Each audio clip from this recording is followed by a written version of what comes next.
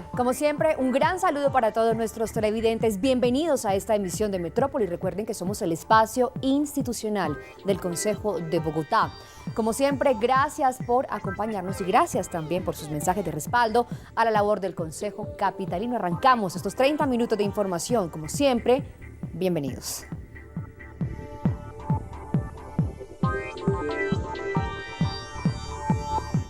Los estudiantes de los colegios distritales de las localidades de Bosa, Kennedy, Rafael Uribe, Ciudad Bolívar, entre otras, en los últimos días han recibido amenazas por parte de las bandas criminales de las Águilas Negras y los Rastrojos. Esto si no pertenecen a los grupos armados ilegales. Por ello, el concejal Álvaro Argote hace un llamado a las autoridades competentes para que vigilen estos colegios.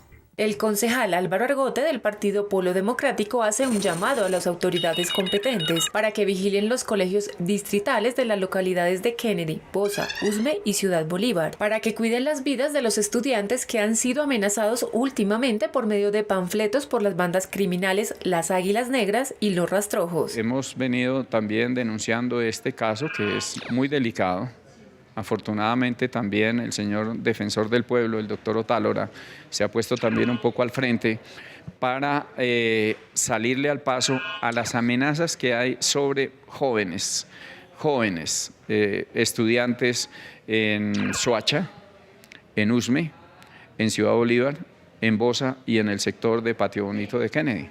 Ahí han llegado panfletos y los amenazan a unos porque supuestamente son jíbaros y entonces les dicen que les van a aplicar la limpieza social, porque los estudiantes salen de los colegios, como no hay jornada única, pues salen de los colegios a las 12 del día y se paran en una esquina, ¿no? 3 o 4 de ellos. Ya que igualmente la Defensoría del Pueblo ha alertado sobre este reclutamiento de menores entre los 9 y los 15 años para actividades como el microtráfico o incluso el sicariato, para que sean obligados a pertenecer a estas bandas criminales. A varios estudiantes les están haciendo propuestas los grupos ilegales, entre ellos este que se denomina Águilas Negras, Los Rastrojos, también hay panfletos de estos, ¿sí? Donde les proponen que ingresen a las bandas criminales y les ofrecen pago hasta de $1 millón.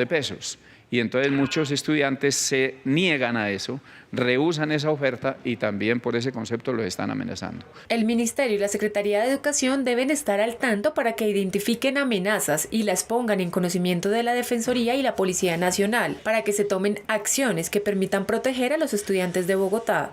Y hacemos un llamado primero a la comunidad, a los padres y madres de familia, a los rectores de los colegios, a los profesores, a estar pendientes y vigilantes, ¿no? De cuidar a nuestros jóvenes, ¿sí? Segundo, pues a las autoridades de gobierno, a las fuerzas de seguridad, de hacerle el seguimiento serio a eso.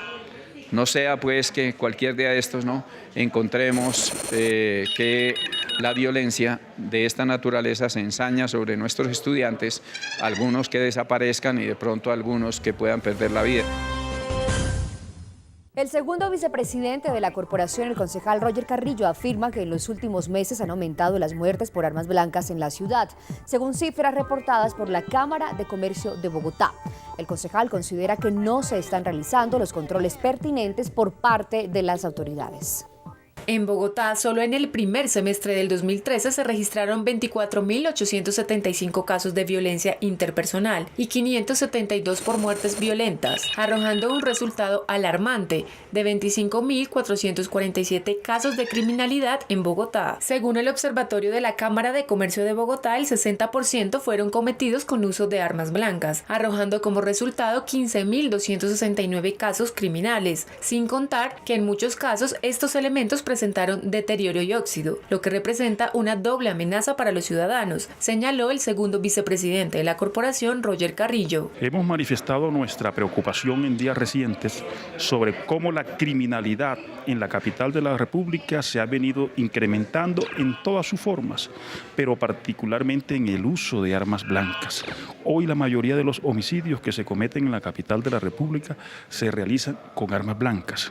Y he llamado la atención al Congreso de la República sobre la necesidad de legislar para poder regular el comercio, el uso, la compra de armas blancas. La falta de reglamentación del uso de armas blancas y de fuego en el país, especialmente en Bogotá, se convirtió en un problema de salud pública, afirma el cabildante Carrillo. Cualquier joven menor de edad en Bogotá y en cualquier esquina puede adquirir un arma blanca. Vemos nosotros cómo las barras bravas se asesinan con armas blancas. Vemos nosotros cómo en los colegios los jóvenes están armados con armas blancas. Vemos nosotros cómo fue asesinado un agente de la DEA para hacer el paseo millonario con armas blancas.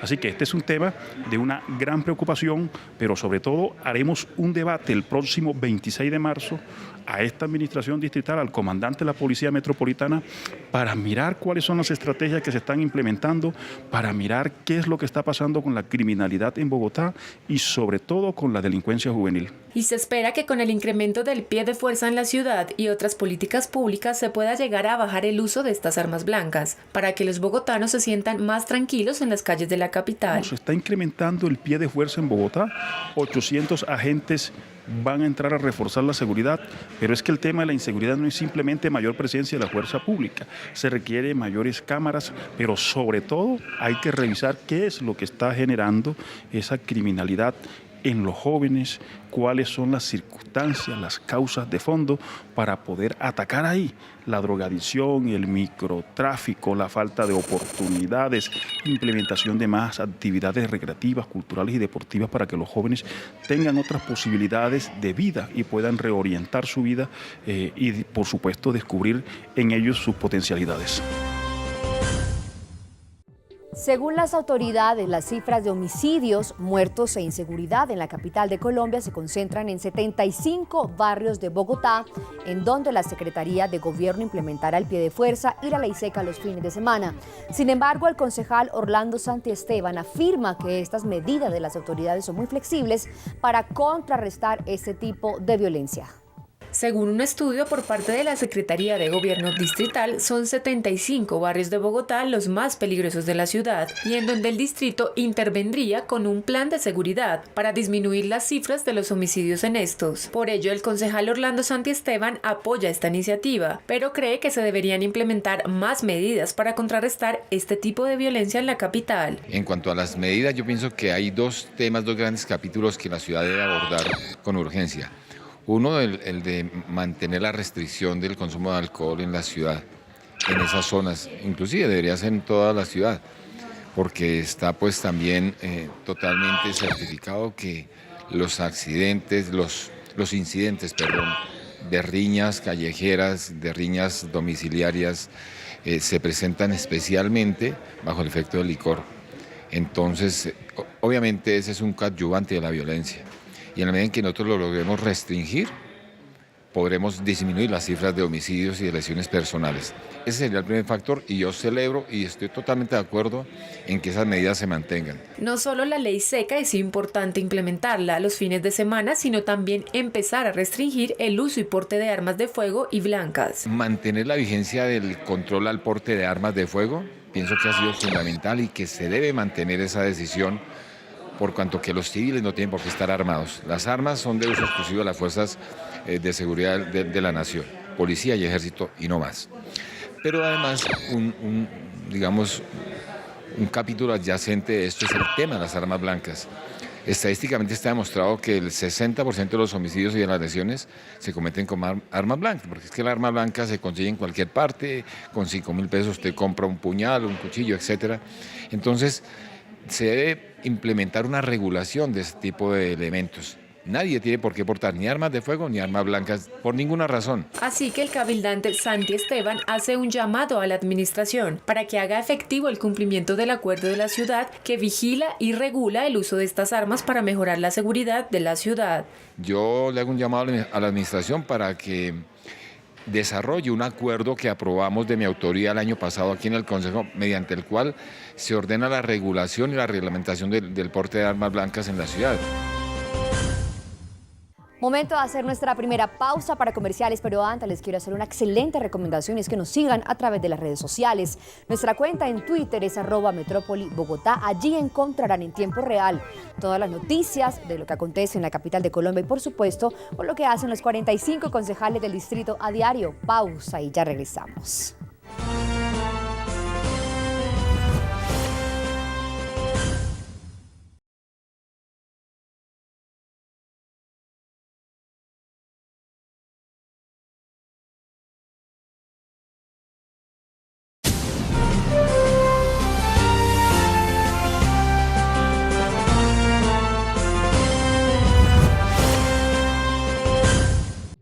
El concejal de la Alianza Verde, Antonio Sanguino, considera que es necesaria una reforma al sistema electoral que actualmente rige en Colombia. ¿Por qué? La respuesta la tiene él a continuación.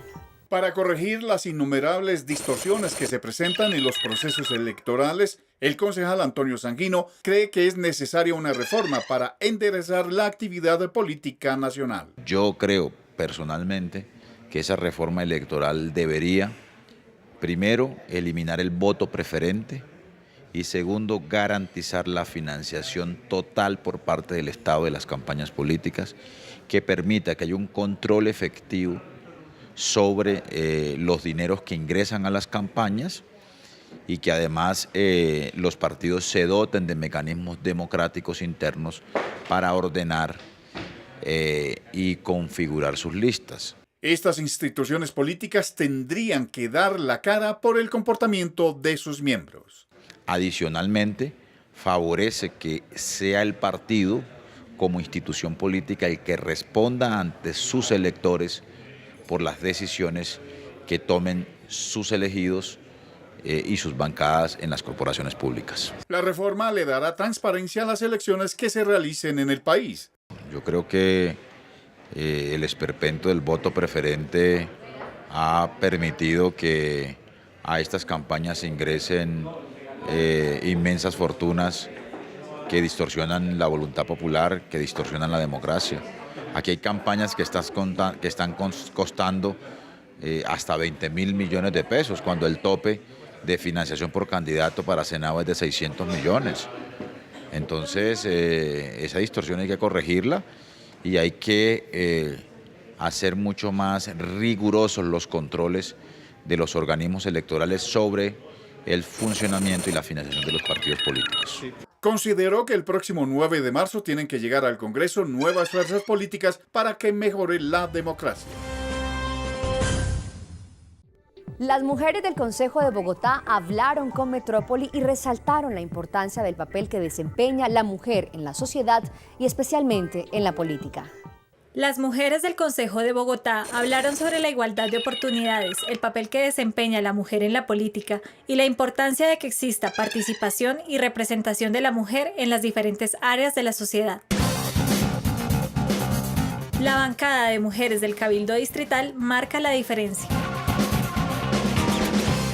El papel de la mujer en la política, creo que pues al igual que el hombre debe ser defender a los ciudadanos, defender realmente y luchar por las necesidades, por suplir las necesidades de los bogotanos, en este caso en la capital. Además, la mujer le aporta mucha disciplina, por lo menos acá en el Consejo de Bogotá vemos que las concejales en la mayoría son muy disciplinadas, muy trabajadoras, y creo que eso es un aporte importante que le hace la mujer, esa sensibilidad, pero también esa disciplina y ese deseo de trabajar y de sacar los proyectos adelante. De la mujer en la política, el papel que desarrolla es fundamental.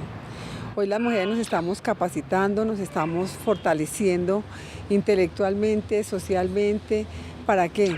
Para llevar a las comunidades un trabajo con afecto, con cariño. Por eso yo invito a través de este medio, invito a las mujeres a que tenemos que creer en nosotras mismas, que las mujeres somos capaces. Las mujeres cuando nos metemos en algo lo hacemos con responsabilidad, salimos adelante. La política sin la mujer está incompleta. Aquí debemos hablar de paridad, debemos hablar de la participación en igual sentido, hombres y mujeres trabajando con un lente de diferenciación de lo que pensamos las mujeres, las necesidades de las mujeres, la salud reproductiva de las mujeres, la seguridad de las mujeres y pensando en ciudad, pensando en aportar y crecer. Se necesita que cada día las mujeres tengamos empoderamiento, creamos en nosotras mismas, estemos nosotras muy activas en los escenarios de participación para poder tener la decisión y aportarle a la sociedad. Representar unas nuevas formas de hacer política, representar también los intereses de las mujeres. Dicen que no por ser mujer tú de entrada ya representas los intereses de las mujeres. Hemos visto que hay mujeres que al contrario representan una cultura todavía arraigada en otro tipo de valores, de discriminación y demás. Entonces hay que llegar a los espacios políticos, pero además hay que llegar a transformarlos. Estamos aumentando nuestro número en las corporaciones públicas, esto con la finalidad de representar a aquellas mujeres que de pronto no pueden acceder a las corporaciones públicas y quieren manifestar su voz y su protesta ante diferentes falencias o diferentes opiniones que les asisten. Hemos hecho un trabajo realmente fuerte en el Consejo, somos más de 10 mujeres que representamos a nuestro género femenino. Lo hemos hecho de una forma transparente, adecuada, participando en cada uno de los debates, fomentando siempre lo que es el respeto al género femenino. Desde la corporación, varios cabildantes hicieron un merecido reconocimiento a las concejalas y funcionarias del distrito en el Día de la Mujer, como un pilar vital dentro de la familia y de la sociedad. Colombia, sin lugar a dudas, ha venido avanzando hacia la equidad y la igualdad respecto a los derechos de las mujeres en el ámbito laboral, académico, social y político, pero aún se necesita romper demasiados paradigmas de exclusión y de discriminación. Por ello, en el Día de la Mujer, los cabildantes del distrito enviaron un saludo especial para las bogotanas y resaltaron su labor en la sociedad. Todo un saludo de admiración, de gratitud y de esperanza a todas las mujeres bogotanas. Decirles que este consejo está comprometido con enfrentar los problemas que han sacudido en los últimos años todo el tema de política de mujeres. Expresamos desde nuestro Consejo un rechazo total a la violencia y al maltrato contra las mujeres y nos comprometemos a seguir aunando esfuerzos desde lo económico, lo político y lo administrativo para que podamos bajar a cero las cifras de maltrato y de abuso contra las mujeres en cualquier sentido y orden. Por la oportunidad para enviar un afectuoso, fraternal y caluroso saludo a todas las mujeres bogotanas, colombianas y del mundo entero en esta celebración del Día Internacional de la Mujer.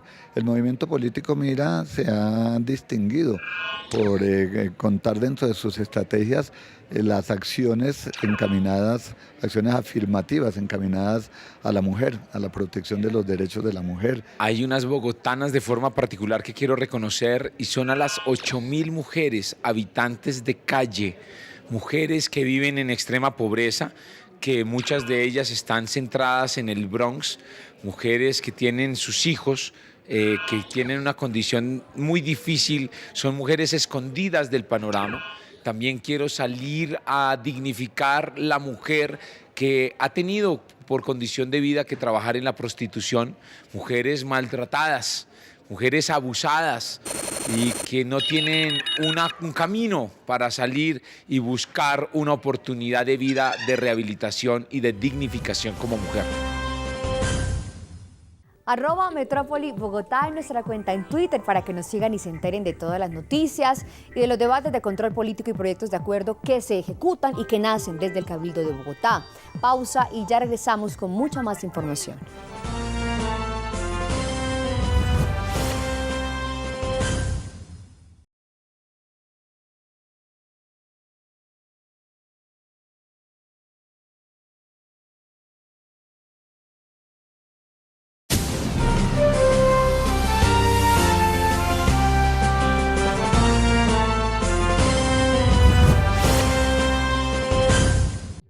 Ahora les mostraremos cómo deben marcar correctamente la tarjeta electoral en las próximas elecciones para Congreso del domingo y así evitar que se lo anulen.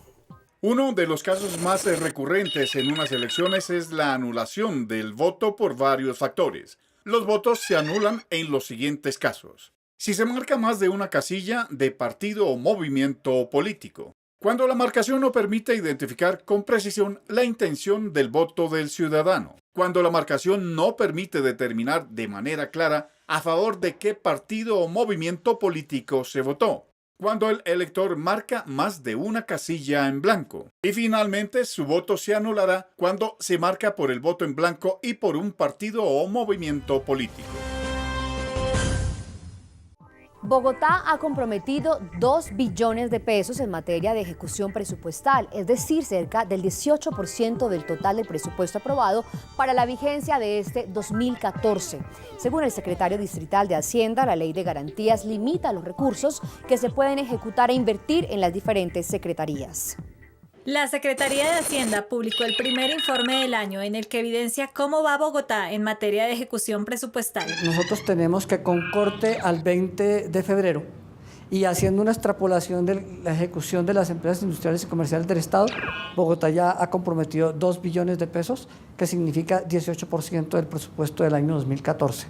Eso en términos porcentuales para los 2 primeros meses del año es elevado. Considero que hablar del 18% de ejecución en menos de 2 meses en el gobierno distrital no es una afirmación que responda a la realidad financiera de Bogotá. Por esta razón, las entidades que están sujetas a la Ley de Garantías ya comprometieron todos sus recursos por el primer semestre del año. Aquellas entidades que están sujetas a las limitaciones de la Ley de Garantías, como la Secretaría de Gobierno y la Secretaría de Integración, ya hicieron lo que tenían que hacer en términos de comprometer recursos de aquí hasta el mes de agosto. Para gobierno eso implica haber comprometido 65% del presupuesto. Así que una vez concluye el proceso electoral que impone la necesidad y la obligatoriedad de aplicar la Ley de Garantías, se conocerá la realidad de la ejecución presupuestal, que por esta época debe ser del orden de un 5 o de un 7%, pero nunca del 20% o del 18%. De manera que esas expectativas que se están generando de proyección, de aplicación, de ejecución de recursos, seguramente que no responden a la realidad financiera que tiene hoy Bogotá. Diferente es el caso de las Secretarías de Salud y Educación del distrito. Para otras entidades que tienen menos implicaciones con Ley de Garantías, simplemente se va desarrollando el proceso de adjudicación y compromiso en la medida del año. Esos son los casos de la Secretaría de Salud, que no está limitada por Ley de Garantías, simplemente porque usted no puede, así sea año electoral, restringir la operación de las entidades hospitalarias o de salud. Y en el caso de la Secretaría de Educación, que tiene ya ejecutado el 10%, es porque la mayor parte de sus compromisos están ligados a una estructura de plantas que se han venido formalizando y por lo tanto la Secretaría ya no hace tantas órdenes de prestación de servicios como en el pasado. Y en consecuencia me parece que resulta muy optimista señalar una ejecución del 18% apenas concluidos los 2 primeros meses del presente año. Ojalá fuera así, porque para la ciudad sería muy positivo, pero tengo la certeza que una cosa son los compromisos y otra cosa son los giros reales que ha hecho la Tesorería de Bogotá. En cada emisión compartimos con ustedes los mensajes de los concejales en las redes sociales donde expresan sus comentarios sobre los temas de más actualidad. Veamos qué dijeron en las últimas horas.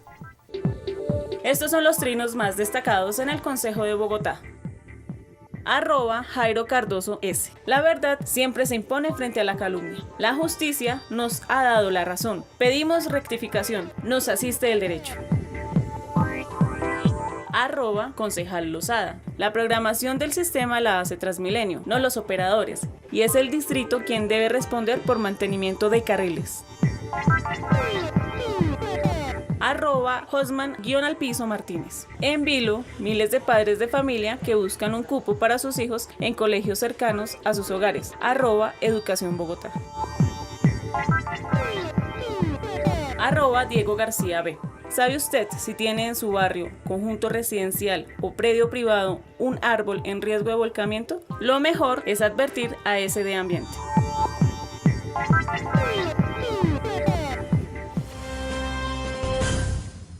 Ahora les tenemos las imágenes de los hechos más importantes captados por la lente de Metrópoli. Este es el acontecimiento más relevante del Consejo de la Capital.